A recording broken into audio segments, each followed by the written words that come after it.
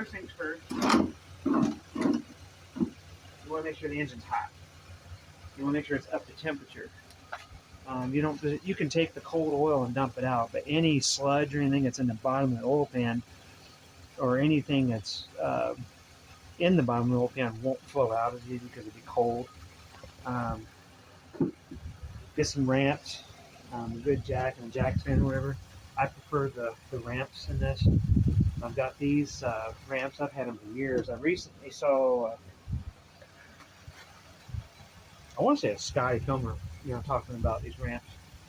But I've had these for years. They work really good for heavy duty trucks, cars, everything. Gets it up in the air enough where you can change the oil. Now, when you check your oil, you want the car down on this low level. I've already done that. It was still at the full mark. Now, I do have some oil leaks in here. The car's got 307,000 miles on it. So it's got some oil leaks, but it's not critical. I mean, as you can hear, this car runs quiet. It is running right now. I don't know if it can be heard or not, but it's running. It's idling. It's a very quiet running motor. It's the 3400 series, aka 3.4 liter. It's had a lot of stuff going on. As you can see, we've done work on the EGR. I've replaced all the hoses on this thing before. I've had all of this apart, and I've completely removed all of the air conditioning stuff, which can be only two things left in the air conditioner is the actual condenser inside the dash. One of these days I'll probably get that out of there if the car lasts long. But this is a good running car. It runs really well. I just wasn't willing to spend thousands and thousands of dollars on an air conditioning system that I don't use 90% of the time anyway. Now, it says right here on the oil cap, it's spelled out right here, 5W30. So when you go to buy your stuff, you want to make sure you get the right oil. In this case here, I've got a semi-synthetic high mileage. It's high mileage. They're claiming 75,000 or more. Now, this car, I don't think would have qualified. If it had only 75,000 miles, that's like a new car. So, basically, it's got additives in it for seals and stuff like that. And that goes on. Now, you got the semi-synthetic, and as you notice, 5W30. Now, I got a new oil filter.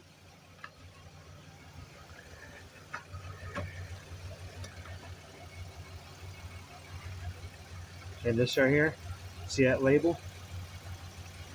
If you go to the dollar store, Dollar Tree, Family Dollar, stuff like that, you're going to find oil that does not have that on there. That's not good automotive engine oil. Make sure you go to get it and get good quality oil. That's 5W30, and it's got this, what they call an API service rating on it. If you don't have an API service rating on it, the car is not rated to be used in a car automotive gas engine. So make sure you get that.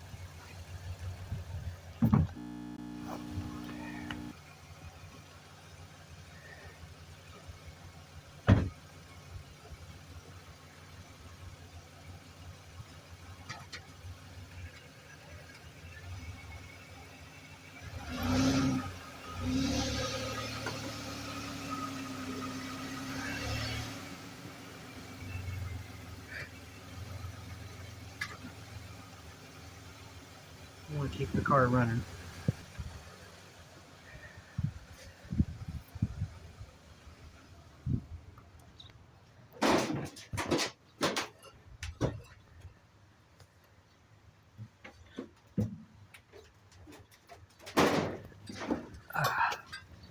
You don't need to record. So, you gotta make sure you're aiming. It's gonna shoot out that way, so get that edge of the pan right up underneath it. don't take it all the way out. See, it's going to dribble. See, it just popped the thread, so now you know. And there it goes. Stay patient. And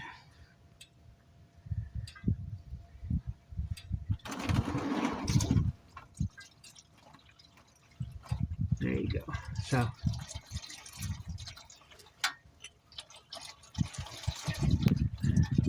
what you want to do is come up on top, because I was able to recover that right away.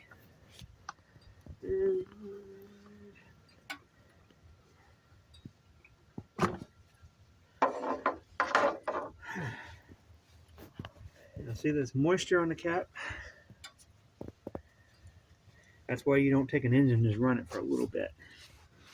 Why running an engine for short periods of time is bad, because that moisture builds up in the oil.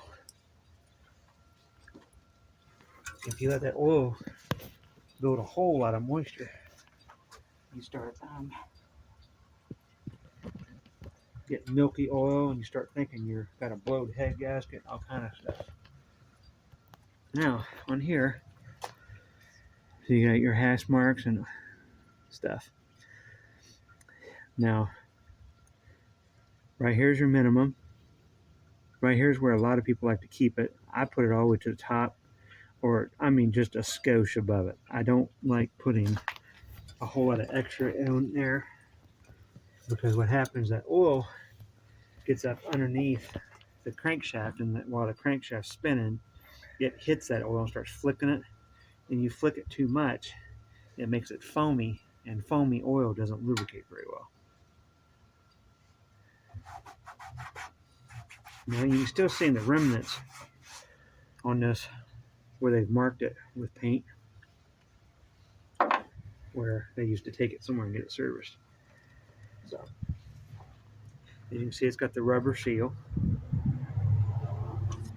Some of them have a crush washer in there. It's a real soft aluminum that crushes down and seals it.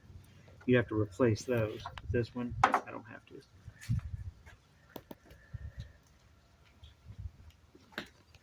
Now for the oil filter, I use this type of wrench.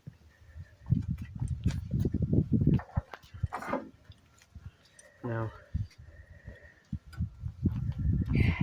so it stopped dripping. Something I'm going to do, since I have extra oil here,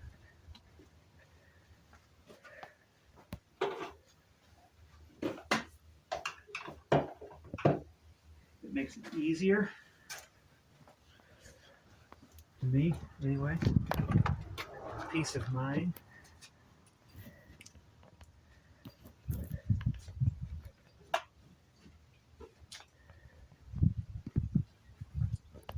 I take oil and I pour through it.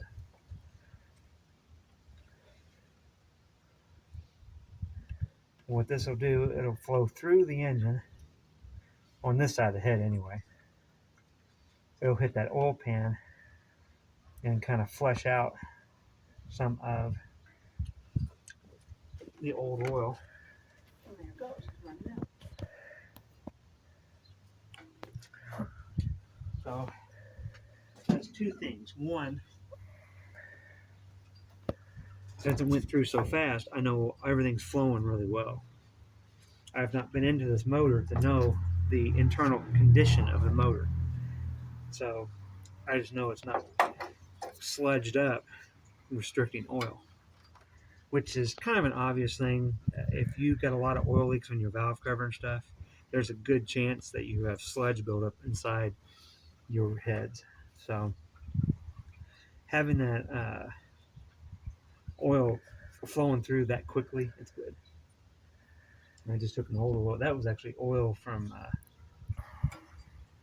where I did an oil change on a truck. So that's why that is 10W40, while this is 25W30.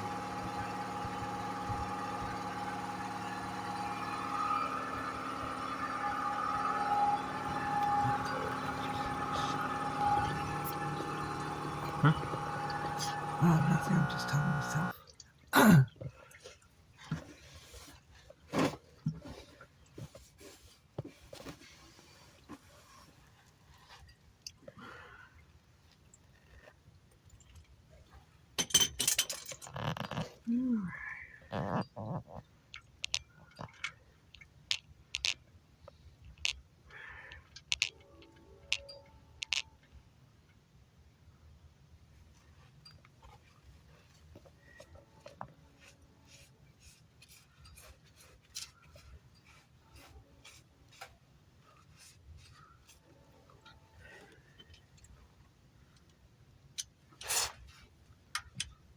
Are you recording? Yes.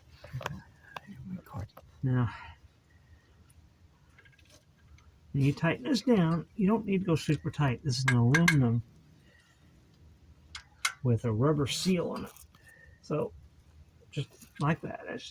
Just the best practice is to use a torque wrench on this. I just don't know what the torque wrench is. I've never had any problem with stripping them or them being too loose. And I've always done my own oil changes. So if something falls off, I'm the only person to blame. I like to blame anybody else. So now, get this off. It's pretty easy. You've got various sizes of these. This one here is one of the smaller ones. They make a cap that sits on here. They want to make one cramped. They make one that looks like, but I like these strap wrenches because they just there it goes. See? It's going to spill oil here in a minute. Just kind of let it do its thing.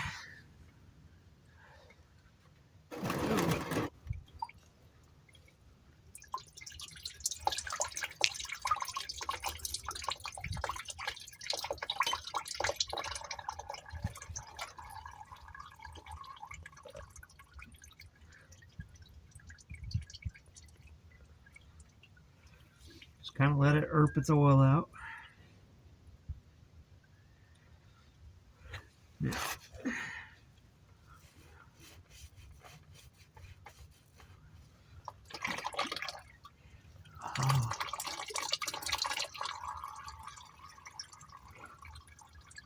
now, if this engine was any hotter, I would never do that. Because it's right at the point where I almost can't hang on to it.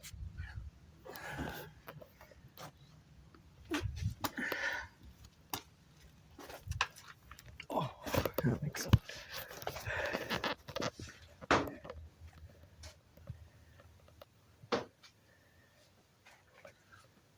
It's a Wix filter. It's a good filter. I think it is.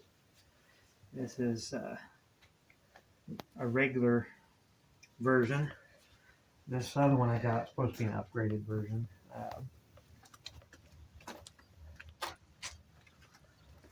So it's the 5140 XP. And this is the 5140 regular. This one's supposedly designed for full synthetic oils. That one's I don't know. I really don't know. One thing I worry about is them doing their job.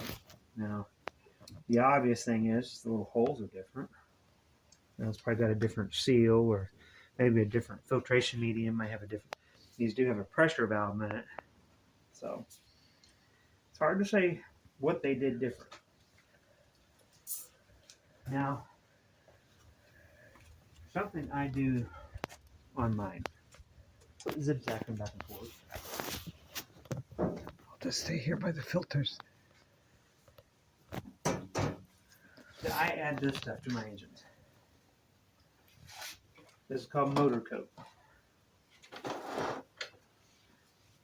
It's a lubricant that, as a trucker, seeing 5 million miles on a diesel engine versus 1 or 2 million miles was a big deal. And a lot of the owner operators, we would put this stuff in there. My truck that I got rid of had almost 2 million miles on it, and 1.75 million of that I put on the truck. So, and I didn't have any major engine work needed on it. But I used this stuff, and I became sold on it. I have never done a test to see what it is. I've seen different stuff. It talks about different things. But basically, for every quart of oil I'm going to put in there, I'm going to put 1 ounce of this. Now, it's got it labeled right down the side. You can see here. There's 8 ounces, 10 ounces, 12, 14. So it's in two going along. So as you're using it, it goes down. Now, if you look here, real close. Real close. See, the oil level is right here. So it's about 6 ounces. So it's going to be about 5 ounces I put in here. So basically, I'm just going to use the rest of this. I'm not going to leave a half ounce in this jug. And I'm just saying, I've got another one here. For the next time. It's just to me, having a little extra in there is not a bad thing. It's an extra lubricant. Been putting in there. Seems like it's doing really well for it. So I'm not putting that in here. I want to pre-lube this. A lot of places don't. They just oil the seal, screw it on there. That's fine. That's the instructions. That's what they say to do. But I pre-lube. And the reason I pre-lube is it gives that extra lubricant instead of having it run without oil. So, just a real simple thing. Just take this, whoop, spill it all over your bench.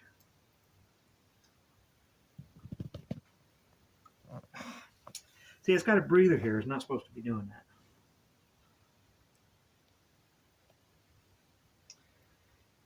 What a mess. How stupid can this be?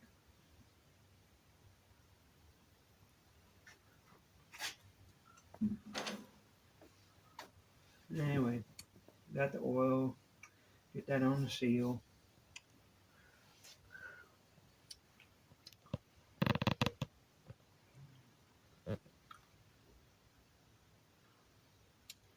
Man, that is such a mess. See, that stupid breather thing's supposed to keep it from gurgling.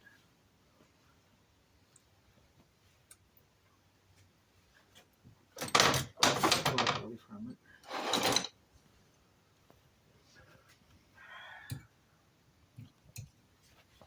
Okay, so it's pre-lubed.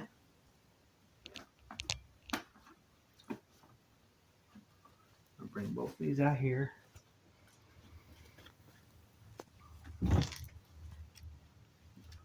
Now, putting this filter on, they have instructions on the box how to do it. Let's see. Somewhere.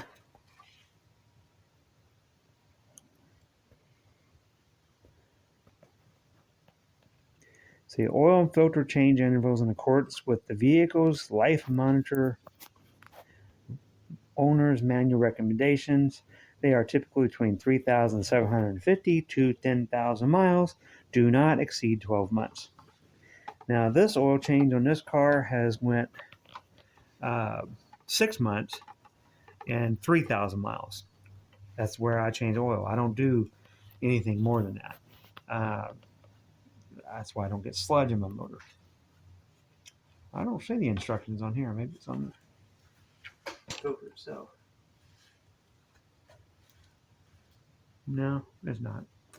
Anyway, typically the way it goes, you make it until it just makes contact with this, and then about 3/4 of a turn more. I don't necessarily do it that way either. I got a feel that I go by. Pretty much what I do. Now, What you want to do is get up in here and wipe the surface off. Notice it's an aluminum surface. Wipe your threads, make sure they're in good shape. See? How about that? See? You got oil in this thing, so don't tip it over. Don't be bumping it because you don't want to get dirt and all that kind of stuff in there. You just thread it on there. And again, till it makes, see right there, it just made contact right there. See?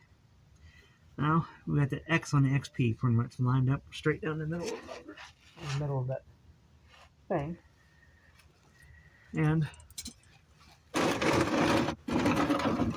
okay, now 3/4 we put it from here all the way back over to here. So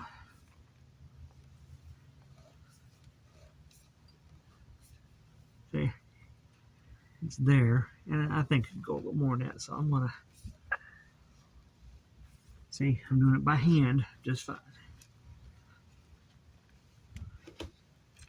But this is something that my dad did not teach me to do, but I kind of, there you go. One turn all the way by hand plus just a little bit. That's what I do, and it's always worked good for me. It's just so slick, I had to use this because, well, I've got oil all over it. Man, it's slick.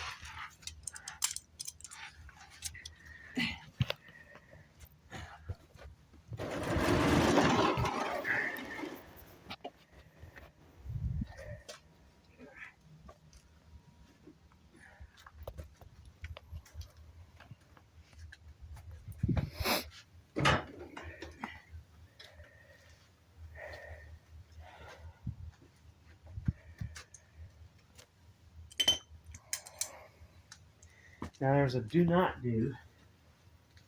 And I've seen people do this. Do not do it. You're going to hurt your motor.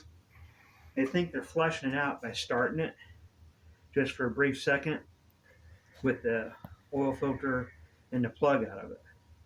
Yeah, you're going to get all your oil out of it. Your engine's going to lose prime, and you actually did more damage to your engine with no oil in it than if you just left it in there. If you're changing the oil properly, you're changing it before it's bad to cause any damage.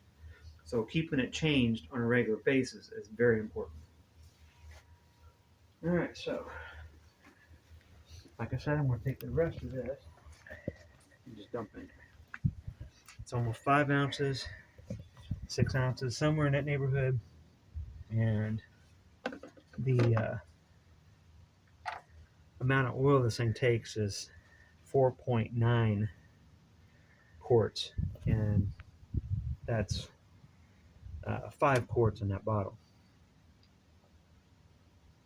And it's nice to have a nice big funnel, so when it glurbs like that thing did, it's not getting all over the place.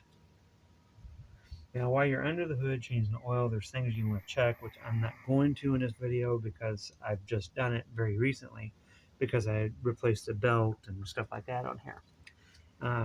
Is the air filter on this thing. You do that. But you still want to check things like, see this right here? No, apparently that was loose. You know, when you're putting things back together, you want to double check stuff like that.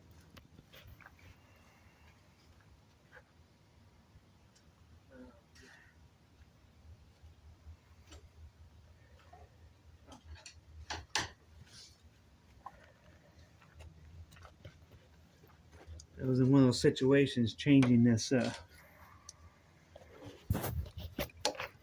belt out. I wasn't changing the belt per se. I was because I deleted the air conditioner. I deleted the air conditioner pump. And deleting the air conditioner pump, I wound up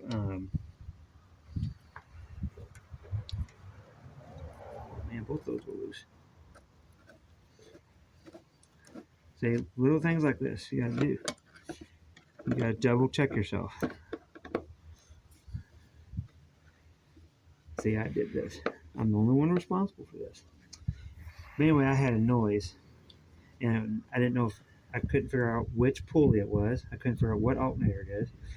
I couldn't figure out where the noise was coming from. So all this stuff was put together and taken apart over a period of 2 weeks, probably a dozen or more times, because I thought I found a pulley, replaced it. Thought I found a pulley, replaced it. Thought I found a pulley, replaced it. Thought I found the pulley, replaced it. Harmonic bouncer, replaced it. Alternator, replaced it. Finally, it turned out it was the one pulley that right in the beginning I thought was not it. So everything was together, apart, together, apart, together, apart. And it gets to be maddening when that keeps going on. And it's real easy to forget stuff like that. This kind of stuff here being loose can cause engine code and all that stuff. So I'm surprised it didn't.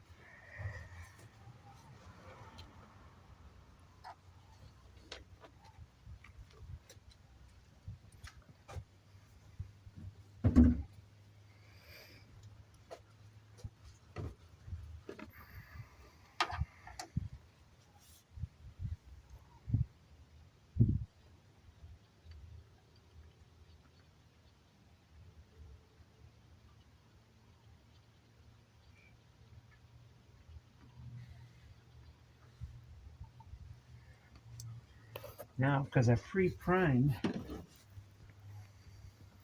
the oil filter,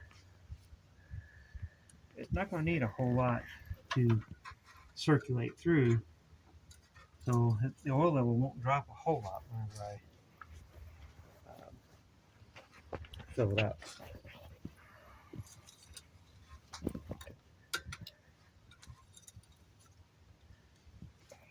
See where it's at? See, it's actually in the safe level right now. And probably after it runs, it might drop down just a little bit. Now, is that where I'm going to leave it? No. But if you look here,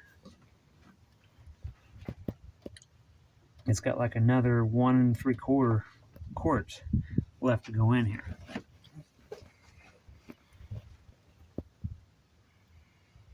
So I want to put about another quart in here.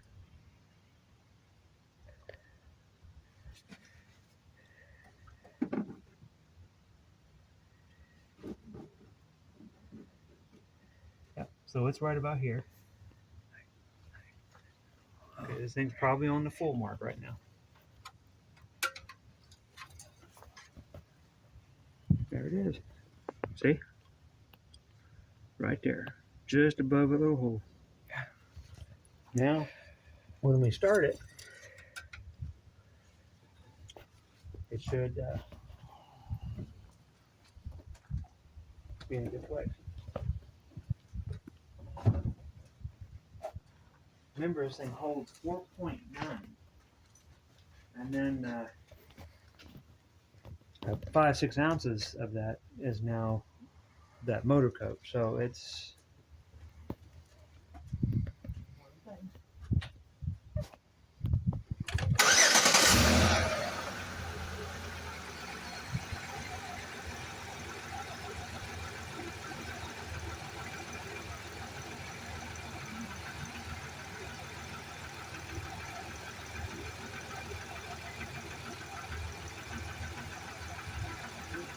get underneath with the idle. Look for oil leaks. Make sure there's no oil dripping down here or anywhere else. See, that's got some warmth happening, which means the oil's circulating through it.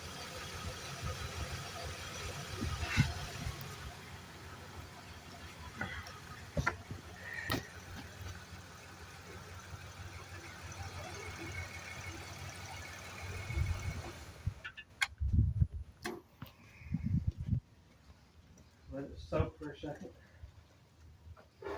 while you clean up your oil mess that's spilled all over the place.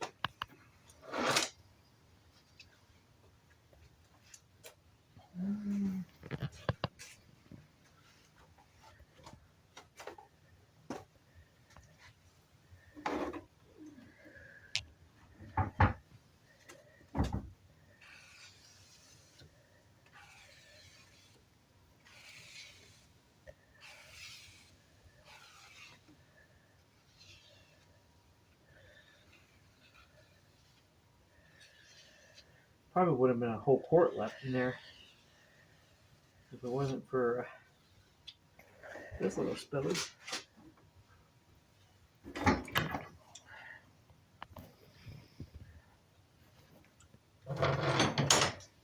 Alright, that should be enough for the oil to get down to the bottom and level off. Yeah, the car's up on the ramps, but it's not up on the ramps enough to matter. Putting this oil at exactly the full mark or exactly in the middle, I don't think is necessary. See there? It's not at the very, very tip top. It's just below it now. See? So, do we need to top it off? No, it's fine right where it is. So we just call it a wrap on that, and the oil change is done. Or at least as far as the this part of it goes. Yeah, I mean, there's other things that we could do. In this video, dumping the oil out, different stuff like that. We're not going to worry about that. This oil that I put in here is made for the car. We're in a good place. So it's a matter of clean up and call it a day. If you